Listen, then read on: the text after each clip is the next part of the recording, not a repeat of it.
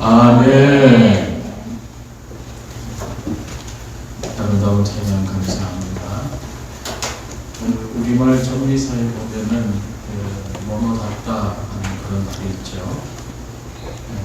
뭐뭐 같다는 말은 앞에 단어가 지니는 어떤 성질이라든지 특성을 가지고 있는 걸 나타내는 말입니다. 예를 들면 이런 겁니다.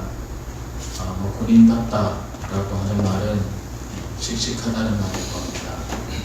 또 학생답다는 말은 행동 거지가 좀 반듯하다는 그런 말일 겁니다.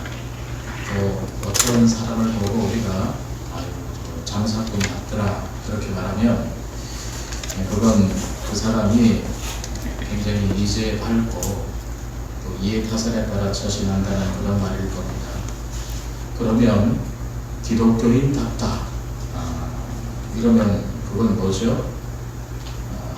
그건 이 세상의 가치관을 추종하지 않고 예수님처럼 살려고 하는 열망으로 그런 삶을 산다는 말일 겁니다. 여러분도 가끔 그런 말 쓰세요? 목사답다는 말, 그런 말도 있죠. 여러분은 목사답다는 말을 어떤 때 사용하시는지 모르겠습니다. 제가 이 목사답다는 말을 들을 때는 뭔가 좀 비아냥되는 듯한 말을 들을 때가 많습니다. 그러니까 주로 목사의 긍정적인 면보다는 부정적인 면을 얘기할 때 주로 사용하는 말이더라고요. 그래서 이 목사답다는 말 저도 깊이 생각하고 살아야겠다 그런 생각을 해봅니다. 아무튼 사람들이 저마다 자기의 본분을 잘 지키고 산다면은 세상은 한결 아름다워질 겁니다.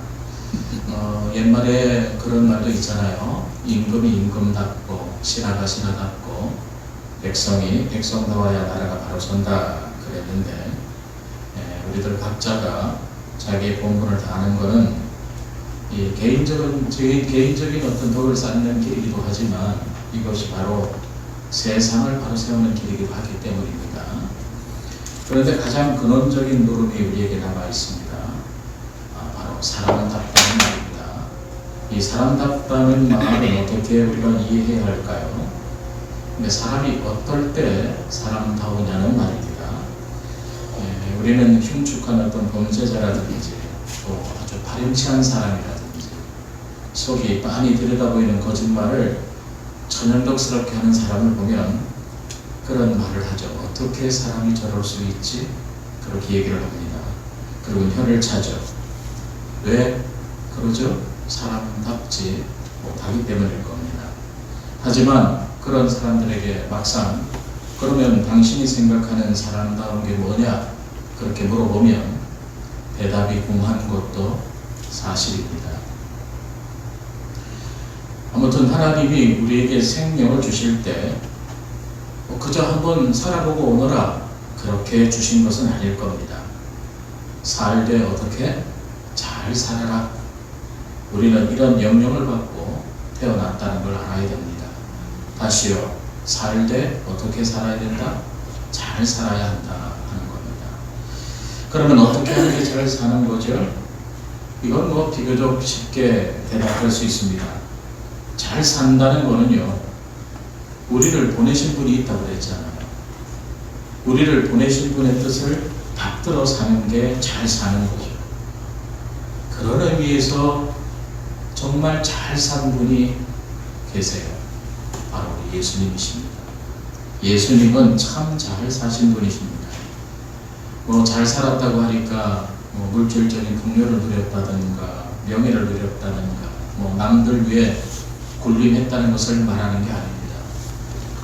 예수님은 시종일관 자기를 보내신 분의 뜻을 여쭈었던 분이고 그리고 그 뜻에 순종했던 분이라는 말입니다. 그게 비록 고난의 길이라 할지라도 그게 하나님 아버지의 뜻이라면 예수님은 마다하지 않으셨다는 거죠. 이렇게 하나님의 뜻과 철저히 일치하는 삶을 추구했기 때문에 예수님을 가리켜 우리는 그분은 누구다고 고백하는 거죠? 그분은 하나님의 아들이십니다 라고 고백하는 겁니다. 왜? 철저하게 아버지의 뜻에 순종했기 때문입니다. 그래서 예수를 믿는다고 하는 저희들도 잘 살아야 합니다.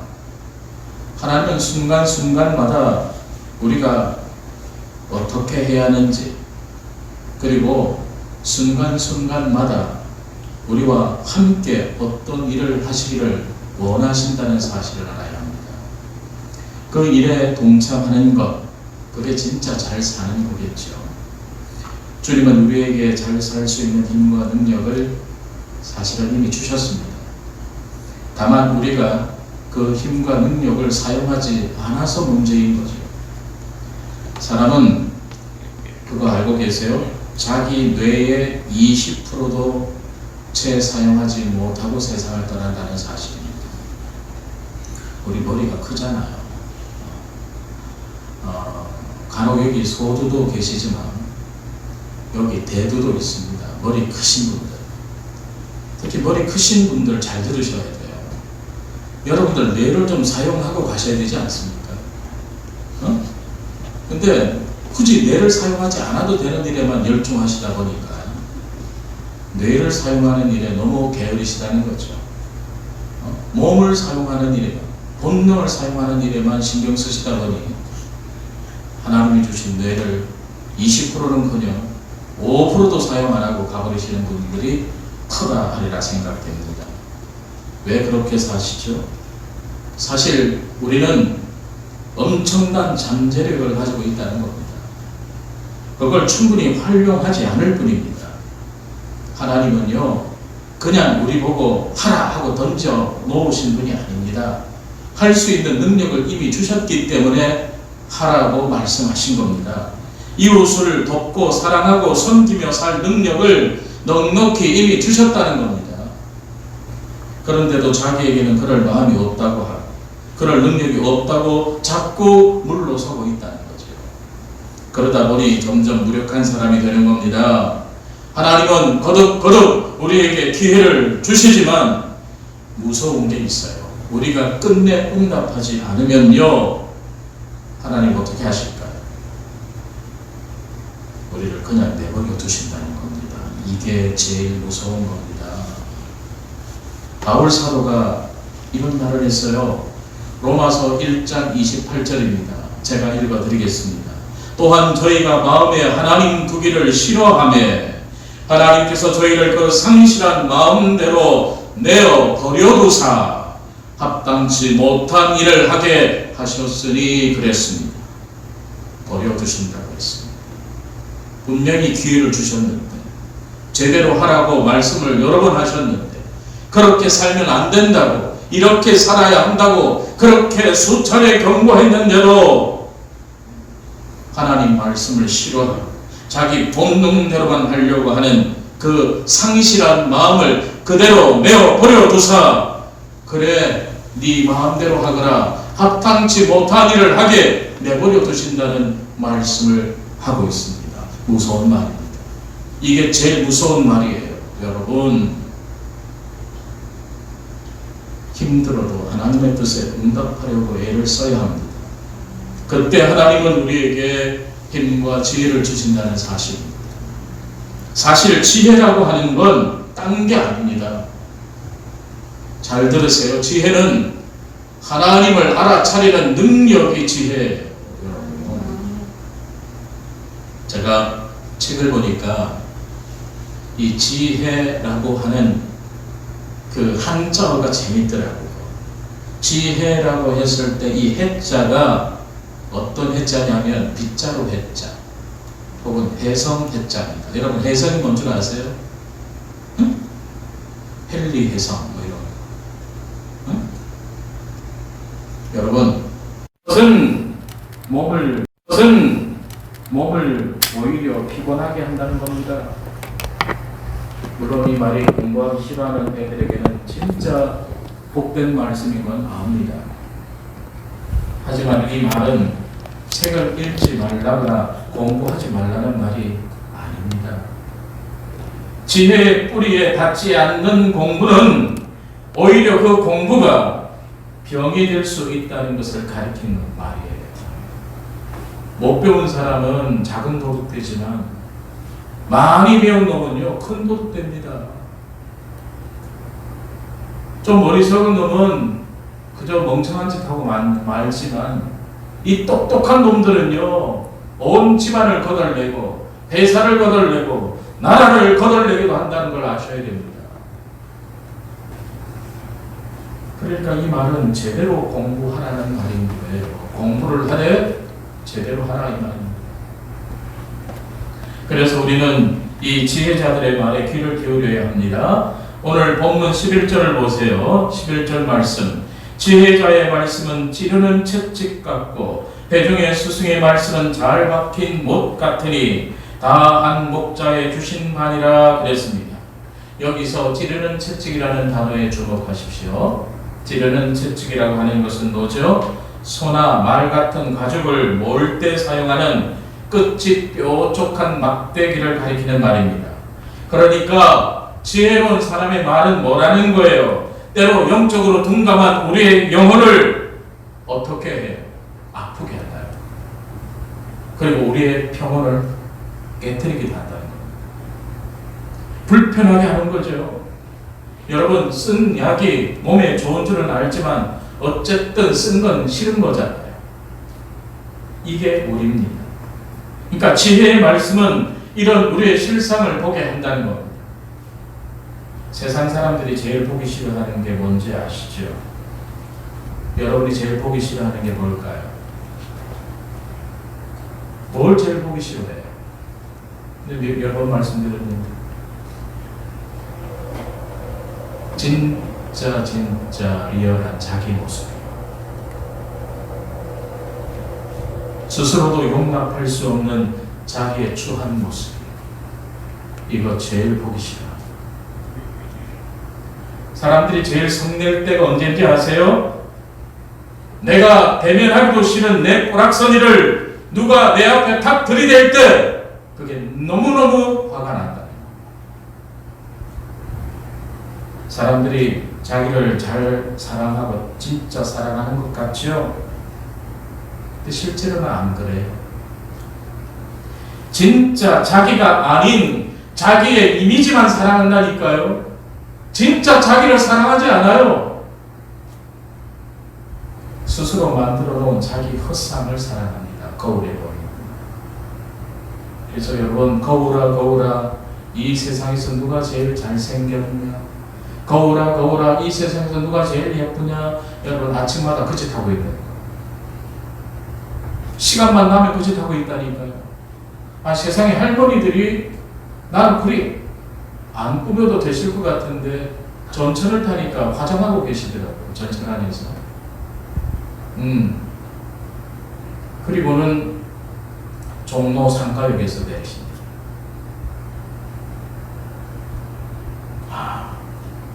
예쁘게 하고 가실 때가 있구나. 근데 그게 자기 진짜 모습인가요? 여러분 남 얘기하는 거 아니에요. 내 얘기하는 거예요. 여러분 얘기하는 거예요.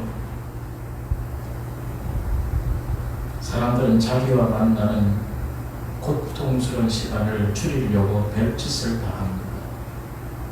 진짜 참된 모습을 보기 싫은 거예요. 그래서 아주 시끄러운 소음 속으로 들어가 버리거나 뭔가에 집착하거나 아예 취해버리는 거죠. 하지만 지혜자의 말을 듣고 그 말씀에 따라 살 때 우리는 비로소 가야 할 곳으로 바로 갈 수 있다는 겁니다. 여러분 뾰족한 막대기에 찔리는 건 아픕니다. 아프지만 그 아픔 덕분에 소나 말은 다른 곳으로 가지 않고 자기가 가야 할 길을 가는 거예요. 마찬가지입니다. 그 아픔 덕분에 우리가 다른 길로 가지 않는다면 그거 얼마나 고마운 겁니까? 그리고 지혜자가 깊이 생각하고 관찰하고 연구해서 정리해 놓은 이 지혜 말씀은 마치 뭐와 같다고 했죠? 잘 박힌 못과 같다 했습니다. 잘 박힌 못. 여러분 못을 제대로 박아야 가구나 집이 바로 서잖아요. 우리의 삶이 든든하려면은 지혜의 말씀을 가슴에 새기고 살아야 하는 거예요. 잘 박아야 한다는 말이에요. 가슴에 새기다 명심. 오늘 우리 명심 자매 안 보이네. 왔어? 맨날 저 앉아있더니 저기 있네. 잘 들어 명심. 어떻게 하라고요? 잘 박힌 못. 그러니까 우리 삶이 든든하려면 말씀이 잘 박혀야 돼. 우리 가슴에 잘 박혀야 된다고 여러분 명심하셔야 되는 거죠. 할렐루야. 내면의 중심에 말씀이 잘 박혀 있어야 한다는 말이에요. 여러분 그런 말 있잖아요. 삶에는 매듭이 있다고. 삶에는 원래 매듭이 있기 마련이에요. 그런데 삶의 어떤 계기마다 문득 뭐가 떠올라야 돼? 하나님의 말씀이 떠올라야 되는 거야. 그게 정상인 거야. 그리고 그 말씀이 우리 삶을 인도한다고 한다면 우리는 든든한 인생을 살게 될 거라는 거예요. 문제가 생겨도 하나님의 말씀이 절대로 떠오르는 법이 없다. 혹시 그런 분 여기는 없죠? 응? 문제가 생길 때마다 그렇지 부부의 세계가 나의 현실이구나 이러고 앉아있고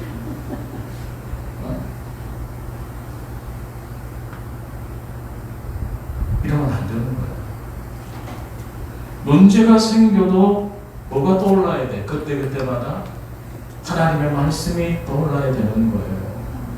만약에 떠오르지 않고 드라마, 가요의 가사가 생각나. 그래. 내 인생 낙동강 강바람이지. 흘러. 이러고 앉아있으면 각성하세요, 집사님. 응? 여기 한모 집사님, 하모 집사님, 김모 집사님 다 각성하세요. 이름 빠졌다고 좋아하네. 한모 집사님. 똑같아. 우리는 다 똑같은 거야.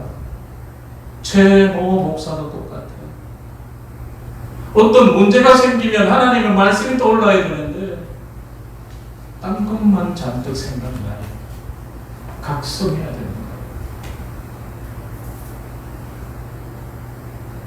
오늘 전도서의 이 저자는 자기 글을 마무리하면서 사람답게 산다는 게 뭔지 아주 소박하지만 분명하고 확실하게 진술하고 있는데 오늘 본문 13절입니다.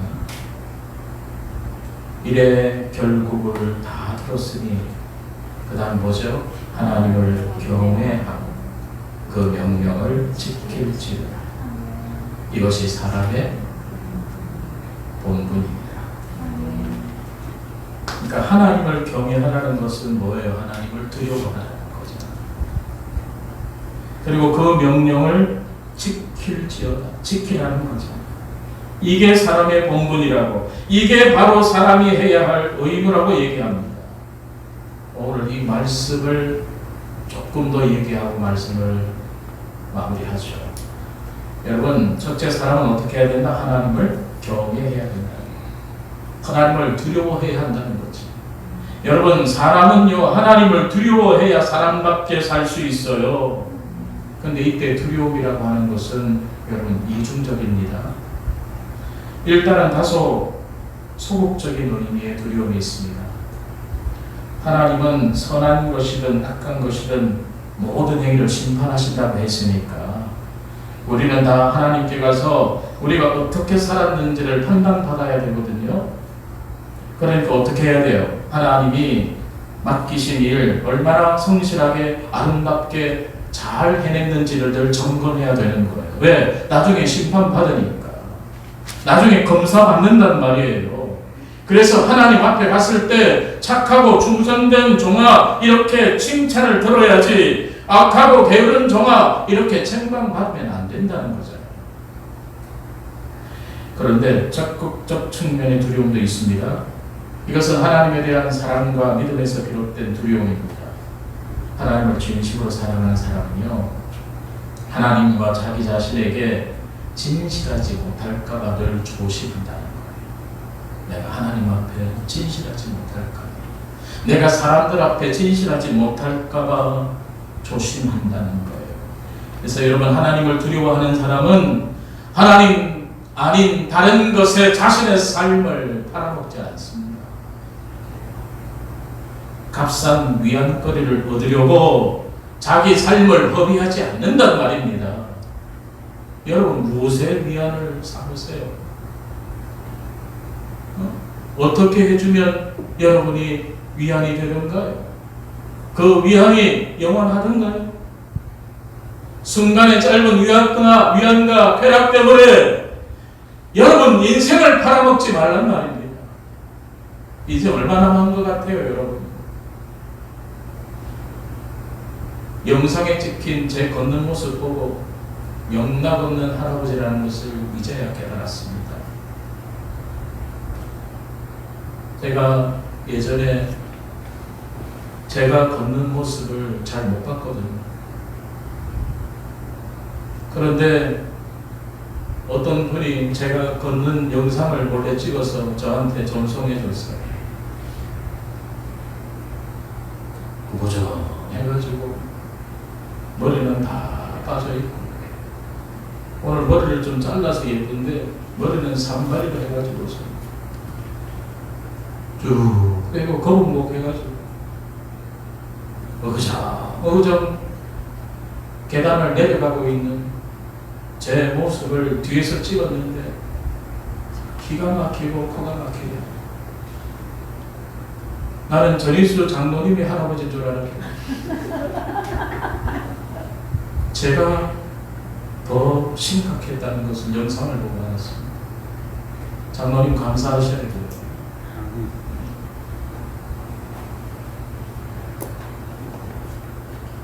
하나도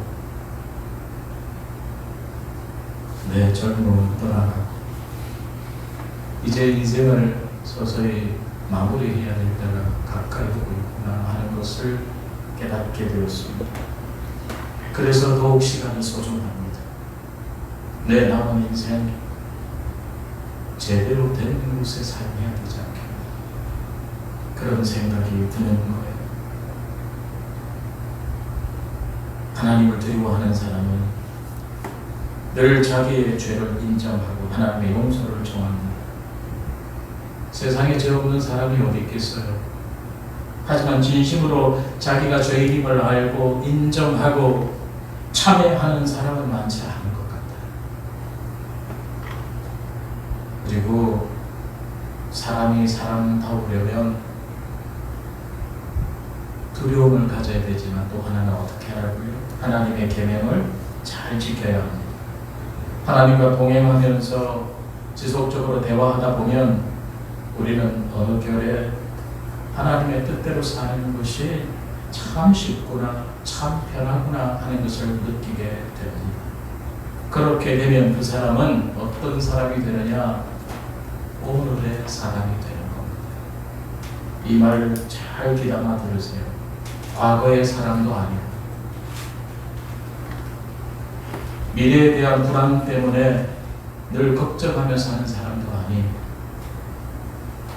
오늘을 사는 사람이 되는 거죠. 여러분 중에는 과거의 기억에 매인 사람들이 있어요. 과거의 어떤 잘못된 삶을 후회하면서 그것을 자꾸 끄집어내서 내가 그때 그렇게만 하지 않았어도 오늘 내가 이 지경으로 살지 않았을 텐데 그러고 앉아있는 사람들이 있습니다. 참 답 없는 분들이에요.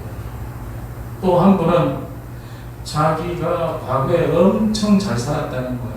굉장히 미화된 기억을 갖고 있습니다. 특히 옛날에 뭐 여학생한테 인기가 좋았다는 그러면 무슨 소용인데지? 내 부인은 한 명입니다. 아니 그러면 무슨 소용이냐고. 소시적인 공부 못 해본 사람이 없어 우리 교회. 전부 소시적인 공부 잘해요. 성적표 한번 갖고 오라 해가지고 조사해볼까? 진짜로 잘했는지. 수 한 번 받았다고 전과목 수 받은 것처럼 수, 체육수 하나인데 전부 양간대. 수 하나 받은 거 가지고 내가 전 과목 수 받은 것처럼 자신의 과거를 미워하는 사람이 있을 거야. 찔리는 사람이 없어 보이는 거 보니까 우리 교회는 그런 사람이 없나 보네. 그런 과거에 매이지 않습니다. 오늘의 사람. 그리고 오지도 않은 미래에 불안감을 갖고 오늘을 다 배려놓는 사람이 있어요. 오늘은 오늘인 거야. 오늘은 오늘대로 사는 거야. 내일 일은 내일 염려하라. 할렐루야. 그런 분들은 하나님과 함께 하나님의 뜻을 실천하면서 오늘을 행복하게 사는 거예요. 오늘을 행복하게 경험하고 사는 거예요. 이런 사람은요, 특징이 있어요. 이런 사람들일수록 주변을 평화롭게 하고, 주변을 자비롭게 하고, 주변을 즐겁게 만드는. 우리 교회도 오늘 크리스찬이 있어야 돼요. 그래야 다른 사람들이 교회에 오는 걸 즐거워하는. 어떤 사람을 만나는데 시종일관 걱정하는 사람 만나고 싶어요? 어떤 사람 만나면 맨날 과거에 자기 잘났다는 거 계속 얘기하면 만나고 싶냐고 여러분. 어떤 분을 만났는데 맨날 과거에 힘들고 고통스러운 얘기만 계속 해봐. 듣고 싶어요? 어떤 분을 여러분 만나고 싶어요? 만나면 즐겁고 행복하고 먹을 게 생기고 뭐 얘기를 하면 그냥 행복해지고 즐거운 마음이 더욱 생기는 그런 사람들 만나고 싶어 하잖아요. 내가 누차 얘기하잖아. 세상 죄를 지고 가는 어린 양은 주님 한 분이에요. 여러분들은 그분을 믿고 사랑과 평화를 얻으면 되는데 누가 여러분을 보고 세상 죄를 지고 가라고 했어요? 그러고 앉아있다니까. 세상 죄를 지고 가는 주민아, 일어나라.